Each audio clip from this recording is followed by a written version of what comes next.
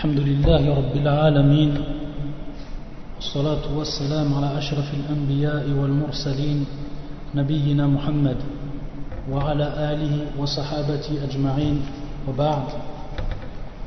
Nous continuons l'explication en langue française du livre intitulé A'lam Sunnati al-Manshura لاعتقاد الطائفة الناجية المنصورة للشيخ العلامة حافظ ابن أحمد الحكمي رحمه الله تعالى.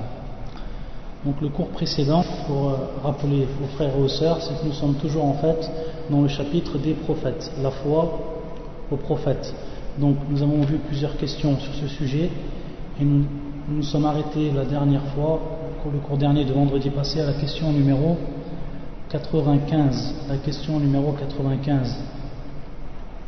Donc nous commençons par elle.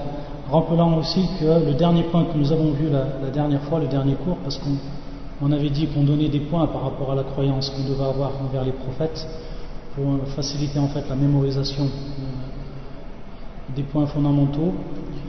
Donc on avait dit que le dernier point c'était le point numéro 10. Le 10e point c'était que l'obligation de croire aux prophètes de façon détaillée et de façon générale. On avait aussi expliqué qu'est-ce que voulait dire al-iman al-mufassal ou al-iman al-mujmal. Donc ça c'était pour le deuxième point. Donc on verra aujourd'hui le dernier point en fait, sera le 11e point, sera le dernier point qu'on verra aujourd'hui.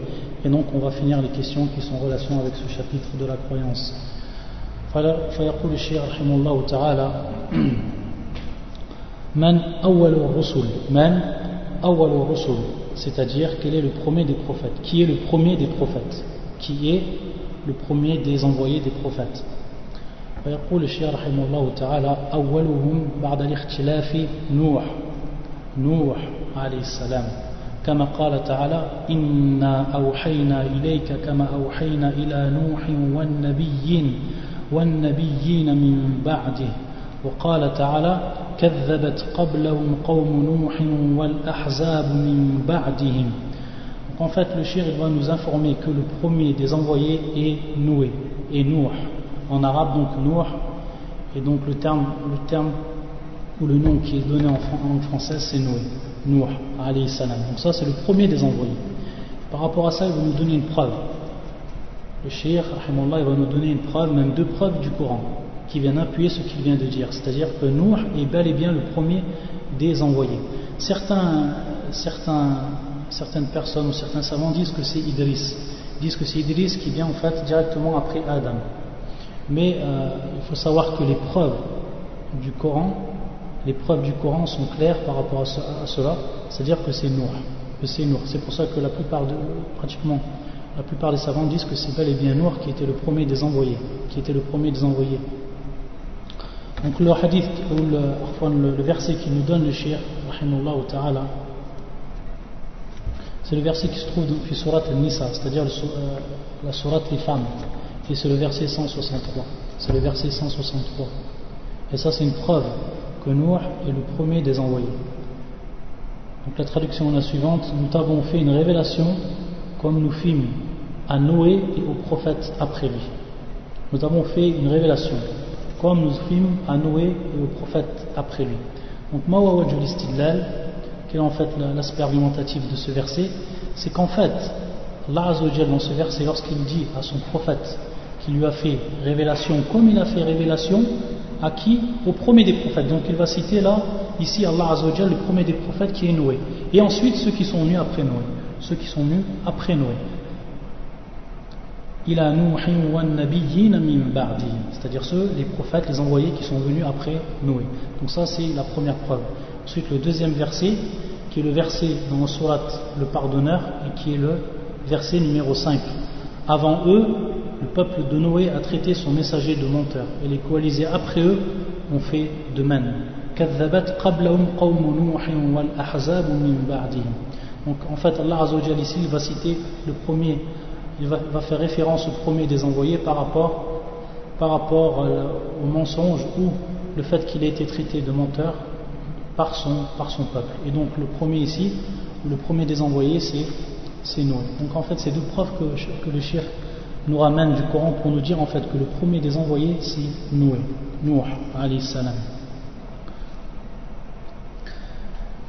ويقول الشيخ أولهم بعد الاختلاف بعد الاختلاف, c'est-à-dire qu'est-ce qu'il veut dire par là? Il veut dire en fait al-ikhtilaf, donc on va le voir en fait, on va voir qu'est-ce que veut dire, il veut dire par le terme al-ikhtilaf qu'on traduit par la divergence. Quelle est en fait cette divergence? En fait, ce qu'il veut dire le cheikh par là, la divergence, c'est en fait lorsque les gens ont en fait divergé du tawhid et ont commencé à associer à Allah Azzawajal d'autres divinités. Donc on va voir en fait dans la question la suivante, il va en fait nous expliquer qu'est-ce que en fait l'ikhtilaf et quand il a eu. Donc il dit le cheikh rahimahullah, mata kana al-ikhtilaf, c'est-à-dire quand a été cette divergence, à quel moment est advenue cette divergence. Donc il nous dit le cheikh rahimahullah, قال ابن عباس رضي الله عنهما كان بين نوح وآدم 10 قرون كلهم على شريعة من الحق فاختلفوا فبعث الله النبيين مبشرين ومنذرين. Donc en fait il va nous rapporter un athar, il va nous rapporter une parole de Ibn Abbas radiyallahu ta'ala anhuma. Il nous dit en fait, il nous rapporte que Ibn Abbas nous cite qu'il y avait entre Nuh et Adam 10 siècles, qu'il y a eu entre Noé et Adam 10 siècles. Donc après que Adam soit descendu sur la terre, il y a eu 10 siècles qui ont séparé le premier des prophètes qui est en fait Noé. Et pourquoi Allah Azzawajal donc a envoyé son prophète? Simplement en fait pour rappeler les gens au tawhid après qu'ils aient divergé. Donc c'est pour ça maintenant on comprend Marna al-ikhtilaf. C'est pour ça qu'il a dit Awwaluhum ba'da al-ikhtilaf, c'est-à-dire le premier qui est descendu après la divergence qui est en fait Noé. Donc il y a eu en fait cette période, la période entre Adam et Nour est de 10 siècles. Et de 10 siècles.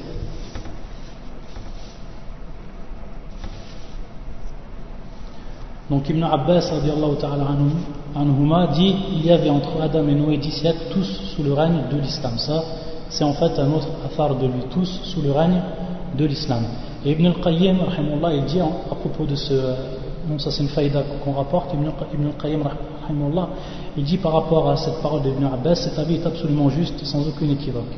Car la lecture de Ubayd ibn Ka'b du verset précédent, donc en fait il cite un verset, il va citer Ibn al-Qayyim cite un verset par rapport à cette ikhtilaf. C'est le verset qui se trouve sur surat la vache,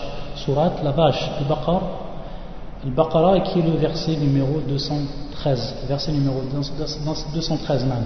كان الناس أمة واحدة فبعث الله النبيين مبشرين ومنذرين. Les gens formaient à l'origine une seule communauté, entre parenthèses croyante. Puis Allah envoyait des prophètes comme annonciateurs et avertisseurs. Donc ce qui est cité, la première apparition du polythéisme et de la dérivation dans la croyance, la divergence en fait qu'il y a eu, la déviation dans la croyance fut chez le peuple de Noé le premier des envoyés.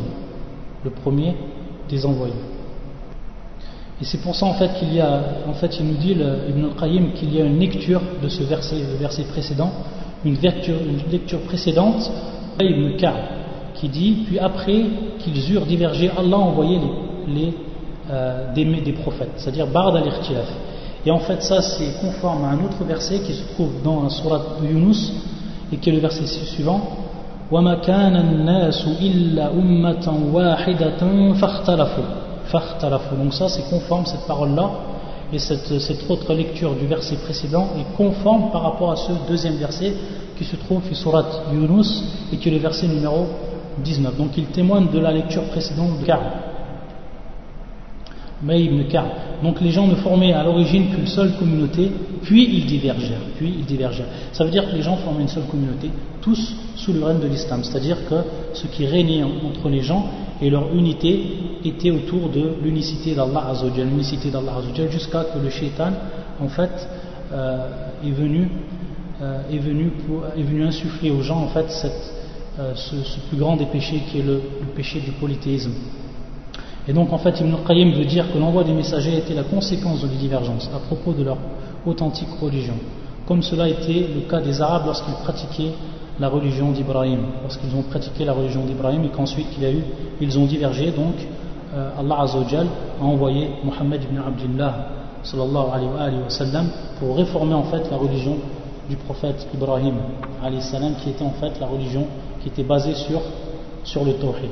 Donc en fait maintenant on comprend ce qu'a voulu dire le cheikh par le terme al-ikhtilaf, et on connaît maintenant la période qu'il y a eu entre Adam et Nuh, qui est donc de 10 siècles. Ensuite le cheikh il nous a donc posé la question quel est le premier des envoyés. Maintenant il va nous poser la question quel est le dernier des envoyés. Quel est le dernier des envoyés? Donc il dit à la question numéro 97, Man huwa khatimun nabiyyin. Man huwa khatimun nabiyyin. C'est-à-dire qui est le sceau des prophètes, qui est le dernier des prophètes. Donc il est permis qu'on dise khatim ou qu'on dise khatam. Khatim ou khatam. Les deux termes sont valables. Donc يقول الشيخ خاتم النبيين محمد صلى الله عليه وسلم. Donc ça tout le monde connaît la réponse, c'est Mohammed, notre prophète, qui est le dernier des prophètes, le sceau des prophètes.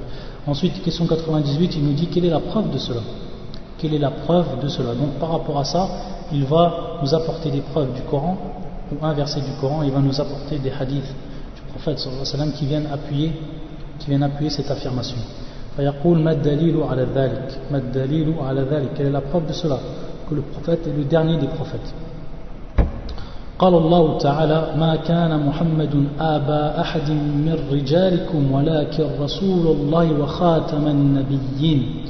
وقال النبي صلى الله عليه وآله وسلم إنه سيكون بعدي كذابون ثلاثون كلهم يدعي أنه نبي وأنا خاتم النبيين ولا نبي بعدي. وفي الصحيح قوله لعلي رضي الله عنه ألا ترضى أن تكون مني بمنزلة هارون من موسى إلا أنه لا نبي بعدي. وقوله صلى الله عليه وآله وسلم في حديث الدجال وأنا خاتم النبيين ولا نبي بعدي وغير ذلك كثير. Donc il nous cite, le premier verset qu'il nous cite est le suivant. C'est le verset qui se trouve dans la sourate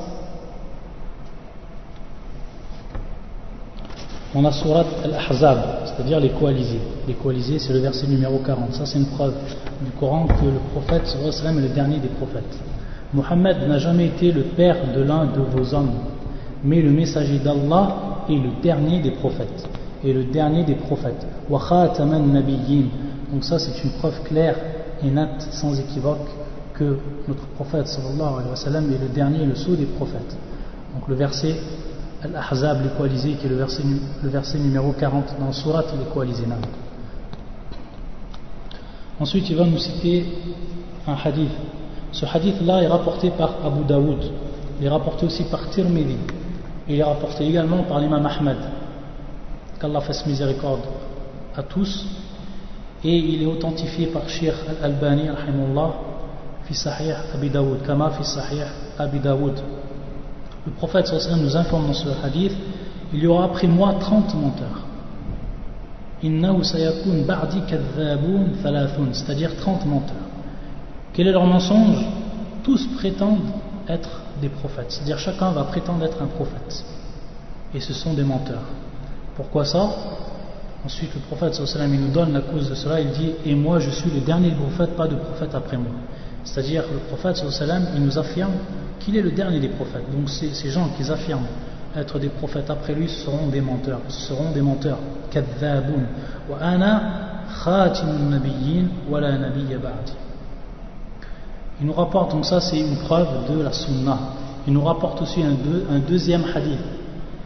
Ce hadith là est rapporté par wa muttafaqun alayhi, rapporté par l'imam Bukhari et Muslim. Il est rapporté aussi par l'imam Ahmed de Sa'd ibn Abi Waqqas. C'est le compagnon qui rapporte le prophète. N'agrées-tu pas, donc c'est une parole que le prophète sallallahu alayhi wa sallam a dit à Ali radiyallahu ta'ala anhu. Il lui a dit n'agrées-tu pas que tu sois envers moi comme le rang de Haroun par rapport à Moïse, sauf qu'il n'y aura pas de prophète après moi. Donc ash-shahid illa annahu la nabiyya ba'di, c'est-à-dire qu'il n'y aura pas de prophète après moi. Il n'y aura pas de prophète après moi. Et il rapporte aussi le cheikh encore un autre hadith qui cite toujours, où il est cité toujours la même parole et qui prouve donc que le prophète sallallahu alayhi wa sallam est le dernier des envoyés. Ensuite, à la question 99, il va continuer par rapport au prophète. Il va nous demander en fait, le cheikh rahimahullah, quelles sont en fait les particularités qui distinguent en fait le prophète des autres envoyés. فيقول رحمه الله ماذا اختص نبينا محمد صلى الله عليه وسلم عن غيره من الأنبياء. C'est-à-dire donc quelles sont les particularités du prophète sallallahu alayhi wa sallam qui diffèrent des autres envoyés, qui vont en fait ces particularités qui vont se distinguer des autres particularités des prophètes. C'est-à-dire chaque prophète va avoir une particularité, mais le prophète sallallahu alayhi wa sallam va avoir des particularités qui vont être en fait spéciales à lui, qui n'auront pas été données aux autres. فيقول الشيخ رحمه الله له صلى الله عليه وسلم خصائص كثيرة قد أفردت بالتصنيف منها، يعني من هذه الخصائص منها كونه خاتم النبيين كما ذكرنا، ومنها كونه صلى الله عليه وآله وسلم سيد ولد آدم كما فسر به قوله تعالى تلك الرسل فضلنا بعضهم على بعض منهم من كلم الله ورفع بعضهم درجات. وقال النبي صلى الله عليه وآله وسلم أنا سيد ولد آدم ولا فخر. ومنها بعثته صلى الله عليه وسلم إلى الناس عامة جنهم وإنسهم كما قال تعالى قل يا أيها الناس إني رسول الله إليكم جميعا الآية. وقال تعالى وما أرسلناك إلا كافة للناس بشيرا ونذيرا وما أرسلناك إلا كافة للناس بشيرا ونذيرا. وقال صلى الله عليه وسلم أعطيت خمسا لم يعطهن أحد قبلي صرت بالرعب مسيرة شهر وجعلت لي الأرض مسجدا وطهورا فأيما رجل من أمتي أدركته الصلاة فليصلي وأحلت لي الغنائم ولم تحل لأحد قبلي وأعطيت الشفاعة وكان النبي صلى الله عليه وسلم يبعث إلى قوم خاصة وبعثت إلى الناس عامة. وقال صلى الله عليه وآله وسلم والذي نفسي بيده لا يسمع بي أحد من هذه الأمة يهودي ولا نصراني ثم يموت ولم يؤمن بالذي أرسلت به إلا كان من أصحاب النار. وله صلى الله عليه وآله وسلم من الخصائص غير ما ذكرنا فتتبعها من النصوص. Donc le shir va nous citer certaines particularités du prophète. Il nous dit donc à la fin de cette réponse-là qu'il en fait le prophète sallallahu alayhi wa sallam il a beaucoup de particularités et en fait donc il ne va pas les énumérer de façon exhaustive le shir. Il va en citer certaines et il nous dit donc à la fin de sa parole que les autres il faut donc revenir à la sunna du prophète sallallahu alayhi wa sallam pour en fait voir quelles sont les autres spécialités ou quelles sont les autres particularités que le prophète sallallahu alayhi wa sallam a bénéficié par rapport aux autres envoyés. Donc il nous dit dans un premier temps qu'elles ont été énumérées en fait ces spécialités ou enfin ces particularités, on pourrait dire, elles ont été énumérées en fait dans des livres. C'est des livres en fait, certains livres ont traité spécialement des particularités du prophète sallallahu alayhi wa sallam. Parmi ces livres, il y en a beaucoup. On peut citer par exemple Dala'il al-Nubuwa li Abu Nu'aym al-Asbahani. Il y a aussi le Kitab al-Bayhaqi qui a le même titre et en fait il y a beaucoup de livres par rapport à cela.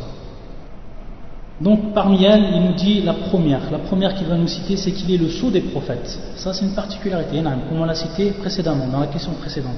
Ça c'est une spécialité, ou c'est une en fait particularité du prophète, qu'il est le sceau des prophètes. Ensuite, la deuxième particularité, en fait, il va nous donner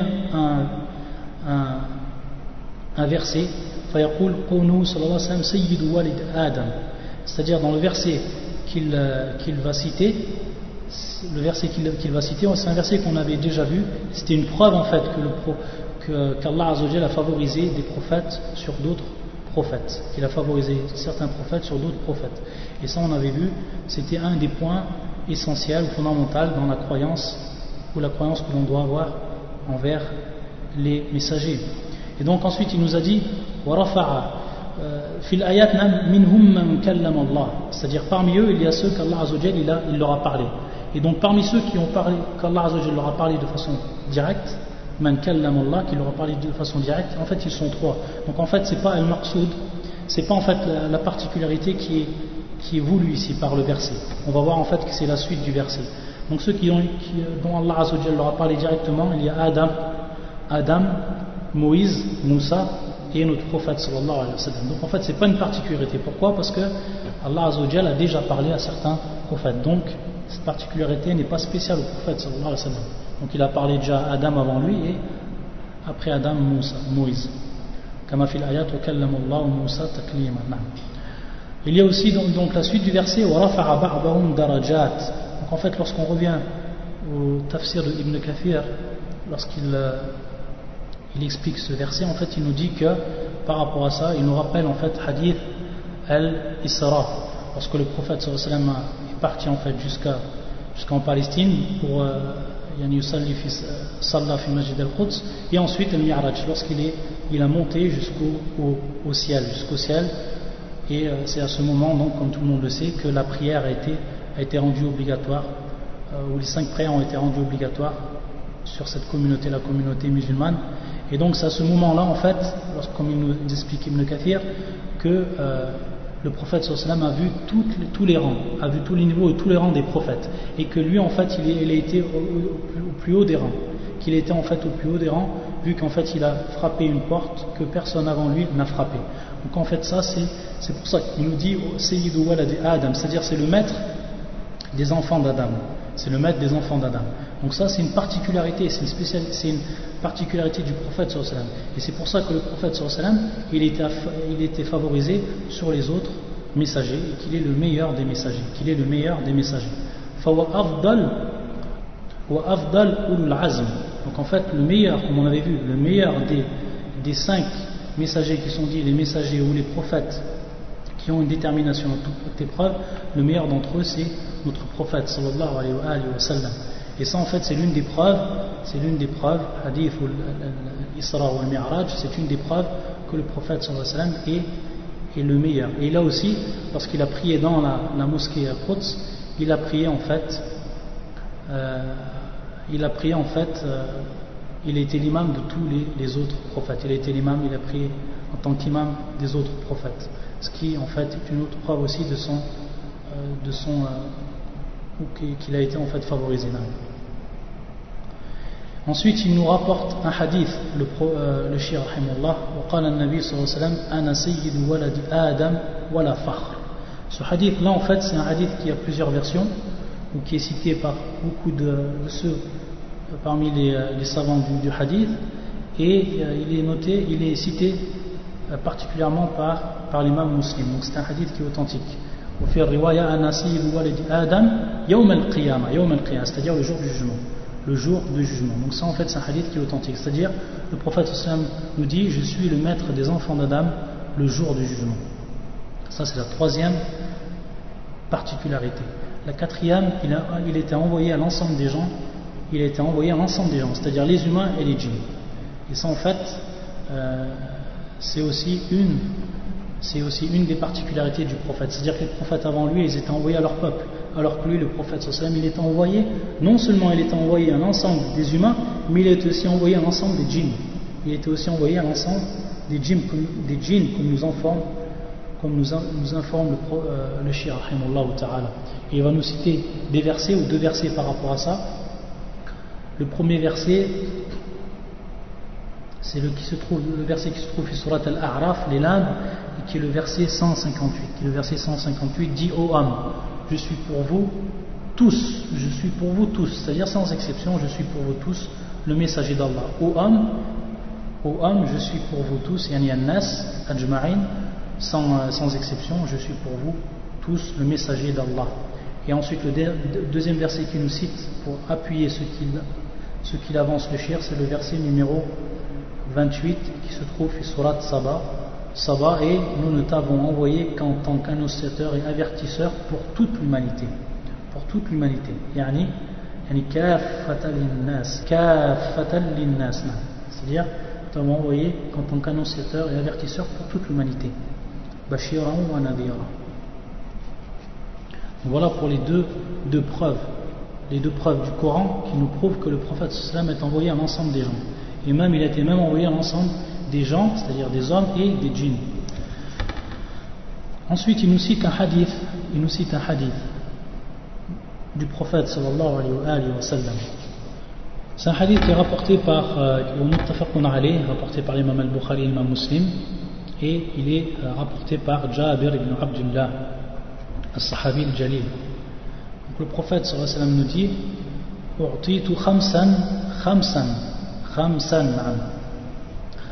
lam yu'tahunna ahadun qabli. C'est-à-dire que le prophète sallallahu alayhi wa sallam nous dit qu'il lui a été donné 5 choses. Il lui a été donné 5 choses. Khamsan, yani khamsa ashir, c'est-à-dire qu'il lui a été donné 5 choses. Et ces choses-là, ces 5 choses n'ont pas été données à ceux d'avant lui. À ceux d'avant lui. Donc là, c'est une preuve claire et nette que le prophète sallallahu alayhi wa sallam est en train de nous dire à travers ce hadith que ce sont des particularités qui sont spéciales pour lui. Il a dit qu'il a été en fait c'est-à-dire que la victoire en fait lui est donnée par rapport à ses ennemis, par la peur qui est jetée dans ses ennemis d'une durée d'un mois. C'est-à-dire qu'avant qu'il arrive en face de ses ennemis d'une durée d'un mois, il est déjà, Allah Azza wa Jalla lui donne déjà la victoire par rapport, et comment ça, en mettant la grande peur dans le cœur de ses ennemis. Donc ça c'est la première caractéristique. Ensuite, ju'ilat li al-ardu masjida wa tahura. C'est-à-dire que toute la terre a été placée pour le prophète sallallahu alayhi wa sallam comme étant un lieu de prière et un endroit pur. Ensuite, il nous dit فَأَيُّمَا رَجُلٍ مِنْ أُمَّتِي أَدْرَكَتْهُ الصَّلَاةُ فَلْيُصَلِّ. C'est-à-dire que chaque personne de ma communauté dont la prière l'atteint, c'est-à-dire la prière entre dans son heure, alors il peut prier à n'importe quel endroit qu'il soit sur la terre. Donc ça, c'est marna wa ju'ilat li al-ardu masjida, c'est-à-dire un endroit de prière, wa tahura, c'est-à-dire qu'elle est pure.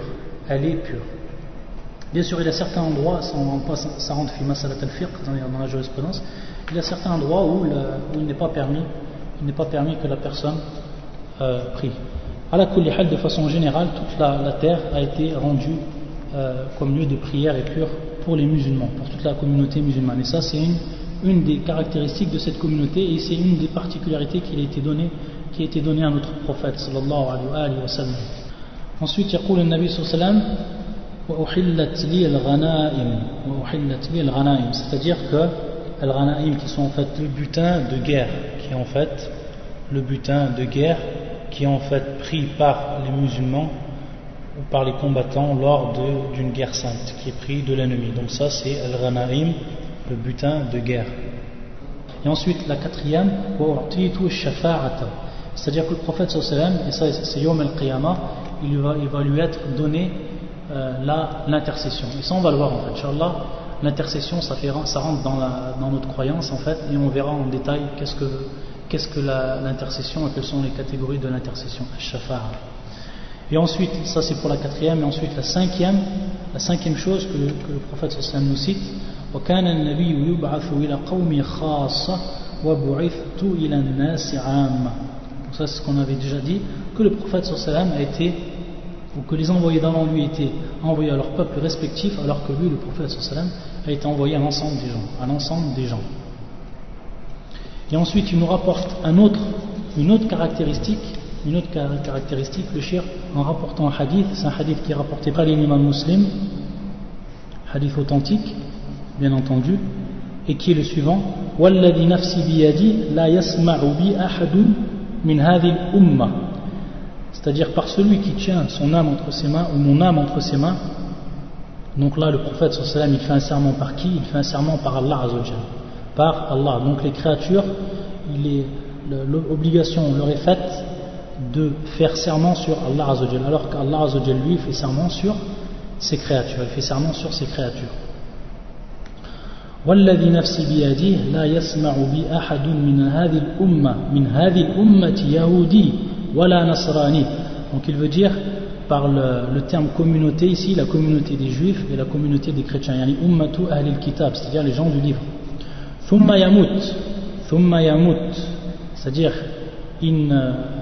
la yasma'u bi ahadun min hadhihi al-umma, personne de parmi les juifs et les chrétiens qui m'entend. Personne de parmi les juifs et les chrétiens qui m'entend. Donc ça aussi, on a dans ce hadith une faïda. C'est-à-dire que le prophète sallallahu alayhi wa sallam, lorsqu'il dit la yasma'u bi ahad, et comme le précisent certains savants, c'est-à-dire que c'est la da'wa, il faut qu'elle vienne aux gens de façon pure, c'est-à-dire qu'ils connaissent le prophète sallallahu alayhi wa sallam sous sa véritable forme, sous sa véritable identité. Vraiment, ils connaissent la personne qui était le prophète sallallahu alayhi wa sallam. Donc ça, c'est un point essentiel au niveau de la da'wa, c'est-à-dire que les gens vont être responsables de leur accord ou de leur désaccord par rapport à l'islam une fois qu'ils vont en fait avoir entendu une fois qu'ils auront connu réellement qui est le prophète.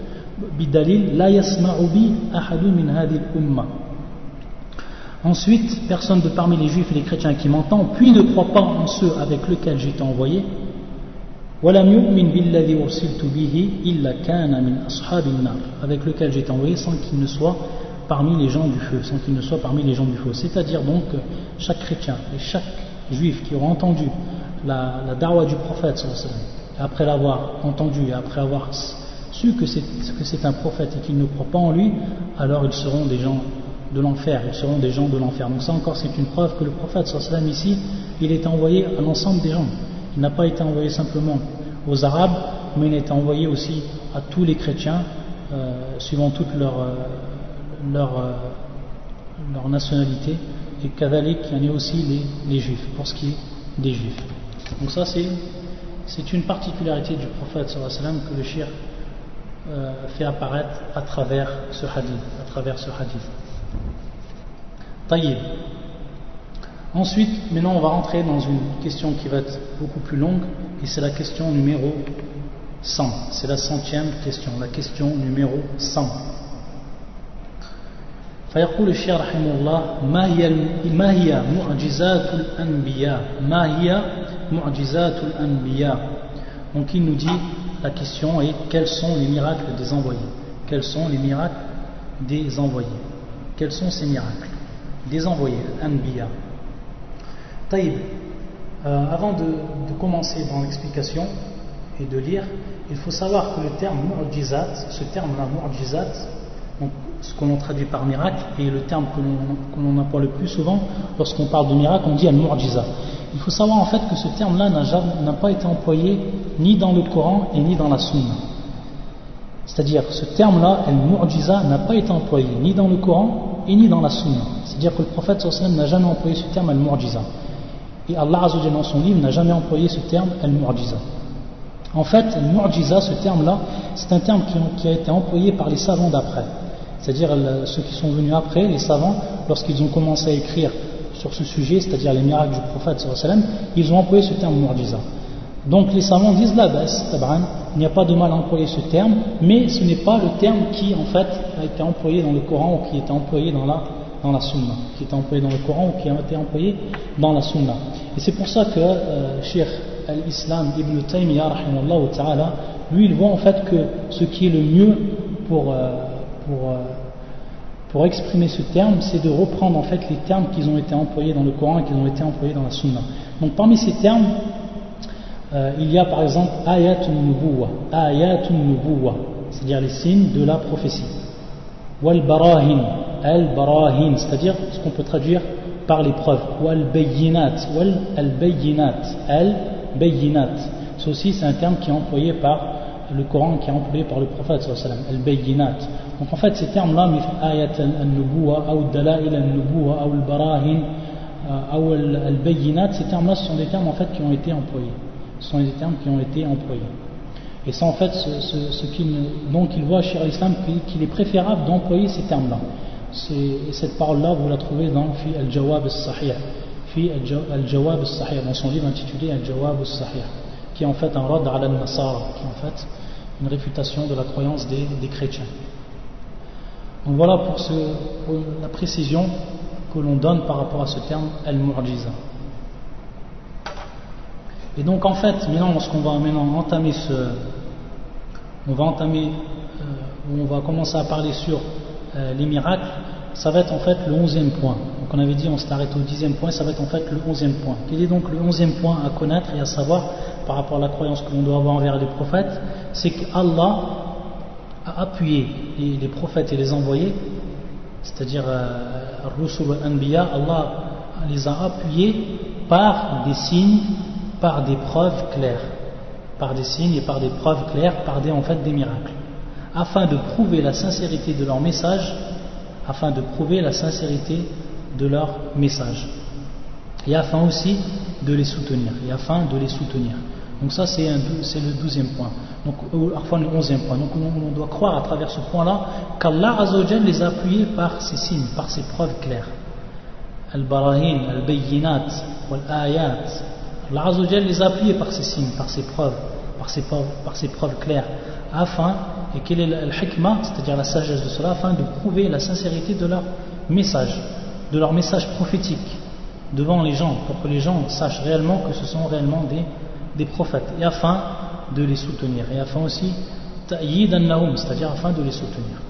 Taïb le Shir, maintenant il va nous dans un premier temps, donc on va lire ce qu'il dit le Shir, la réponse, et on va voir en fait qu'il va venir avec la définition de le terme. Donc on reprend le terme qu'il prend le Shir ou qu'il emploie, al-Mu'jizat. On va voir en fait qu'il nous donne la définition du miracle, donc cette définition là on va la dire, on va la citer et on va l'expliquer mot par mot, Inch'Allah. فيقول الشيخ رحمه الله: المعجزات هي أمر خالق للعادة مقرون بالتحدي سالم عن المعارضة، وهي إما حسية تشاهد بالبصر أو تسمع، كخروج الناقة من الصخرة، وانقلاب العصا حية، وكلام الجمادات ونحو ذلك، وإما معنوية تشاهد بالبصيرة كمعجزة القرآن، وقد أوتي نبينا صلى الله عليه وسلم من كل ذلك، فما من معجزة كانت لنبي إلا وله صلى الله عليه وآله وسلم وله أعظم منها في بابها.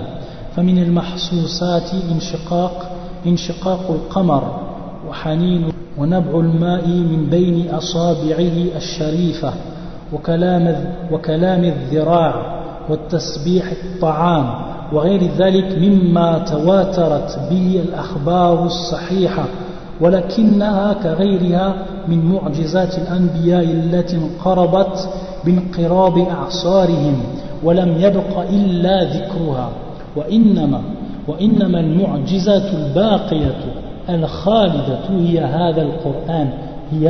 هذا القرآن الذي لا تنقضي عجائبه، ولا يأتيه الباطل من بين يديه ولا من خلفه، تنزيل من حكيم حميد. Subhanallah. Donc le shir, il nous dit, dans un premier temps, il nous donne la définition du miracle. Il nous donne la définition du miracle. En fait, on va dire en fait on va dire où elle s'arrête la définition, et on apportera quelques compléments. فيقول المعجزات هي أمر خالق للعادة مقرون بالتحدي سالم عن المعارضة. Ça c'est la définition que nous donne le shir. La définition en fait elle s'arrête ici, et ensuite il va nous donner en fait deux catégories de ces miracles. Il va nous citer les deux catégories de ces miracles, et va nous expliquer qu'est-ce que c'est ces deux catégories. Donc pour ce qui est de la définition, elle s'arrête ici en fait. Tayyib, yaqul amrun. Donc ça, amrun, c'est une chose. On peut traduire ce terme-là par une chose. C'est en fait amr, c'est un terme qui est général. Amrun. Donc c'est une chose qui comprend soit des paroles ou soit des actes. C'est-à-dire que le mu'jizal, ça peut être une parole, le miracle peut être une parole, ou il peut être en fait un acte. Donc aqwal ou af'al, amrun. Donc il rentre ces deux choses. C'est deux catégories. Donc c'est une chose, amrun khaliqun lil-'ada, qui sort de l'ordinaire. Khaliqun lil-'ada, qui sort en fait de l'ordinaire. Donc il vient contraire à ce qui est habituel et à ce que les gens ont l'habitude de connaître. Ce que les gens ont l'habitude de connaître. Donc c'est une chose qui va en fait sortir de l'ordinaire. Amrun khaliqun lil-'ada maqrunun bit-tahaddi. Maqrunun bit-tahaddi. C'est-à-dire accompagné d'un défi, et certains savants complètent et disent wa da'wa an-nubuwwa, c'est-à-dire maqrunun bit-tahaddi wa da'wa an-nubuwwa, c'est-à-dire accompagné d'un défi et de la prêche ou du prêche et du prêche prophétique et en fait ça va en fait, certains savants donc citent en fait cela pour en fait lorsqu'ils disent wa da'wa an-nubuwwa, pour faire sortir al-karama, ce qu'on va voir en fait, on donnera Inch'Allah un supplément par rapport à ça, ce qu'on appelle al-karama, on verra ce que c'est. Donc on voit en fait que lorsqu'on parle de al-karama, c'est aussi amrun khaliqun lil-'ada, sauf que là il y a en fait un supplément qui vient en fait, par cette définition, qui vient faire sortir ce terme-là qui est le karama, maqrunun bit-tahaddi wa da'wa an-nubuwwa. Donc on rajoute nous wa da'wa an-nubuwwa. Il faut savoir en fait que l'avis de Cheikh al-Islam ibn Taymiyyah rahimahullah ta'ala, il dit en fait annahu la yashtarit at-tahaddi bi ayat al-anbiya. C'est-à-dire il dit en fait que ce n'est pas une condition ça. Le fait de citer au niveau de la définition du miracle, de dire que c'est une chose qui sort de l'ordinaire et qui est accompagnée d'un défi, il dit ça c'est pas une charte, c'est-à-dire c'est pas une condition. Cheikh al-Islam il voit en fait que c'est pas une condition, c'est-à-dire qu'il y a des miracles qui ne sont pas en fait qui ne sont pas accompagnés d'un défi, certains miracles qui ne sont pas un défi en eux-mêmes, ils n'ont pas été en fait apportés pour défier en fait certains peuples, pour défier certaines catégories de gens. Donc en fait c'est pour ça qu'il y a le shir rahimahullah, Cheikh al-Islam ibn Taymiyyah, annahu yara annahu la yashtarit at-tahaddi bi ayat al-anbiya. Donc il dit en fait que la preuve en elle-même, ou on va dire le signe en elle-même, est une preuve. Le signe du prophète, le miracle du prophète est une preuve en elle-même, Et même si en fait il n'est pas accompagné, ou même si elle n'est pas pris ce miracle-là n'est pas pris comme un défi lancé, au peuple. Taïeb. Ala kulli hal, donc amrun khaliqun lil-'adati maqrunun bit-tahaddi wa da'wa an-nubuwwa. Taïeb. Salimun 'anil mu'arada, c'est-à-dire saine de toute annulation. Donc al-mu'arada on traduit ici on pourrait le traduire par objection par exemple, mais on le traduit par annulation, saine de toute annulation. C'est-à-dire en fait, qu'est-ce qu'on veut dire par là? C'est-à-dire qu'en fait ce miracle-là ne peut être annulé. Ce miracle-là, rien ne peut l'annuler. Rien ne peut venir annuler ce miracle-là. Et en fait, par rapport à cela, on va faire sortir quoi? On va faire sortir ici les effets sataniques, ce qu'on appelle les effets diaboliques et la sorcellerie. Yani ahwal al-shaytaniya wa as-sihr. Donc, contrairement à ce qu'on appelle l'ahwal al-shaytaniya, c'est-à-dire les effets sataniques, les effets diaboliques, ou as-sihr, la sorcellerie, ce sont des choses en fait qui peuvent être annulées. Par contre, le miracle, donc les effets sataniques, comme tout le monde le sait, sont des effets qui vont en fait sortir de l'ordinaire. Par contre, ces effets-là peuvent être en fait annulés. Contrairement à quoi? Contrairement au miracle. Donc voilà en fait pour ce qui est de la définition qui est en fait complète. Amrun khaliqun lil-'ada maqrunun bit-tahaddi wa da'wa an-nubuwwa salimun 'anil mu'arada. Donc ça voilà pour ce qui est en fait de la définition de al-mu'jiza, c'est-à-dire le miracle. Et au niveau de la définition, il y a aussi certains savants en fait qui donnent aussi un autre complément qu'on peut citer, Inch'Allah, فيقولون يجريها الله وحده على يد أنبيائه ورسله تأييدا لهم. Donc en fait c'est un complément que l'on peut apporter au niveau de la définition. Ils disent certains savants donc que Allah Azza wa Jal fait apparaître ces miracles par l'intermédiaire de ses prophètes, ou dans les mains, si on traduirait littéralement, dans les mains de leurs prophètes, c'est-à-dire par l'intermédiaire de leurs prophètes. Donc lorsqu'on dit Yujri Allah wahda, c'est-à-dire que lui seul, ça c'est un point qui est important, c'est-à-dire qu'Allah Azza wa Jal, lui seul est le seul en fait à avoir le mérite et la louange par rapport en fait à ce miracle, et qu'en fait il n'y a pas de pouvoir par rapport aux prophètes, c'est-à-dire que les prophètes n'ont pas de pouvoir par rapport à ce miracle, que ce miracle il vient uniquement et entièrement d'Allah Azza wa Jal, qu'il est le seul auteur de ce miracle-là. Et en fait, donc ça c'est un point qui est important. Et le deuxième point, lorsqu'ils disent ta'yidan lahum, c'est-à-dire pour les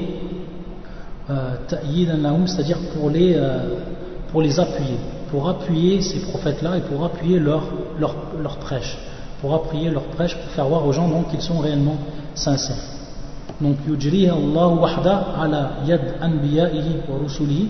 Donc on va voir le terme anbiya wa rusul, on avait vu la différence qu'il y a entre les deux. Donc al-anbiya comme les rusul, c'est-à-dire ceux qui sont dits nabi, celui qui est dit nabi ou comme celui qui est dit rasul, ils vont bénéficier de quoi? De miracles de la part d'Allah Azza wa Jal, ta'yidan lahum, c'est-à-dire qu'ils vont être en fait appuyés, afin de les appuyer. Ce miracle-là va appuyer en fait va les appuyer eux-mêmes, va appuyer leur da'wa, leur prêche. Ensuite, il va en fait nous citer deux catégories des miracles. Il nous dit en fait le miracle qui est dit hissiya. En fait, ce qu'on veut dire par là, c'est ceux qui sont en fait palpables. On peut traduire par les miracles qui sont dits palpables. C'est-à-dire ceux que l'on peut voir, que l'on peut contempler par la vue, ou que l'on peut entendre par l'ouïe. Donc en fait, c'est ce qu'il nous dit le shir. C'est ce qu'on peut entendre. Sur ce qu'il nous dit en fait hissiya, c'est en fait, il veut dire par là ce qui est vu, ce qui peut être vu par donc la vue et ce qui peut être entendu par l'ouïe.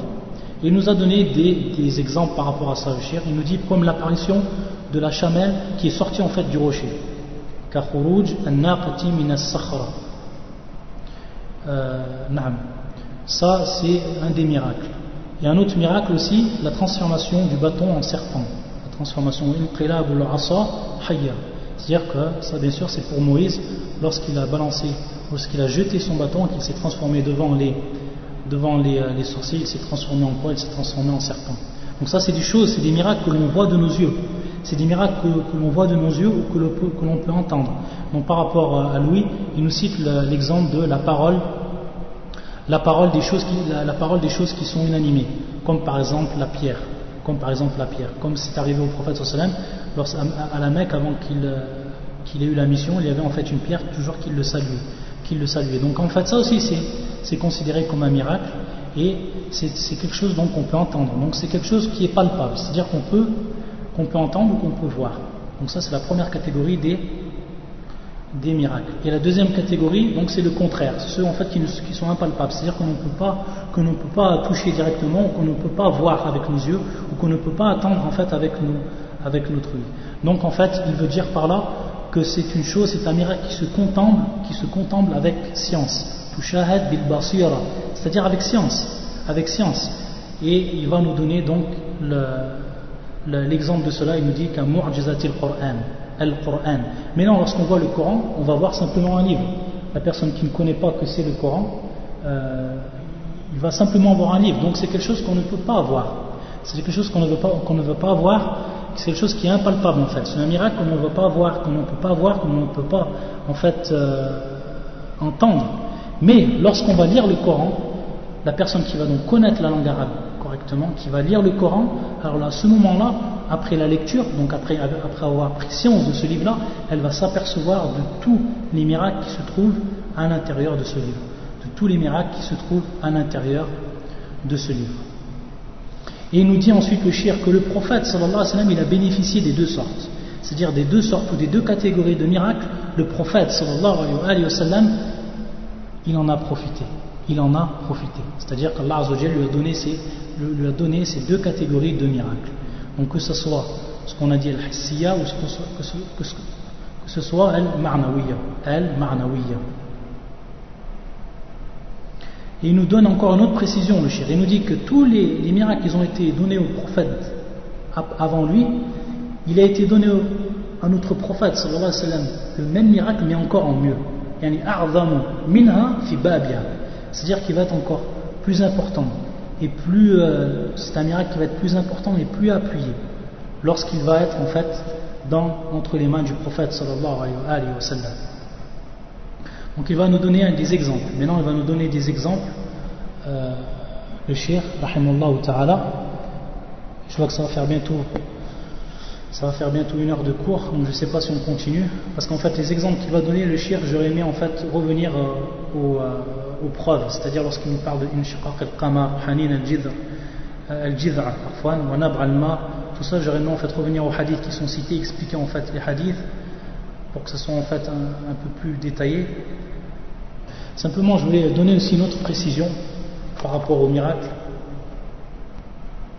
Il faut savoir en fait que certains savants, pour ce qui est des miracles du prophète sallallahu alayhi wa sallam, ils en ont cité plus de 3000. Plus de 3000 miracles du prophète sallallahu alayhi wa sallam. Et ils disent bien en dehors du Coran. En dehors du Coran. وهذا غير القرآن أن القرآن على قول بعض أهل العلم تتضمن 60,000 معجزة. 60 000 miracles. C'est-à-dire que le Coran comprend, certains savants disent en fait que le Coran comprend plus de 60 000 miracles. Et même certains disent 70 000 miracles. C'est-à-dire que le Coran lui-même comprend, comme certains savants l'ont énuméré, 70 000 miracles. Par contre, pour ce qui est de la sunna du prophète sallallahu alayhi wa sallam, ce qui nous est venu de la sunna du prophète sallallahu alayhi wa sallam, ou des miracles qui sont propres au prophète, Mohammed sallallahu alayhi wa sallam, certains savants disent en fait qu'ils en ont énuméré plus de 3000. Plus de 3000 miracles. Donc ça en fait c'est une autre précision que l'on donne par rapport à cela, au miracle. Subhanakallahumma bihamdika ashhadu an la ilaha illa anta astaghfiruka wa atubu ilayk.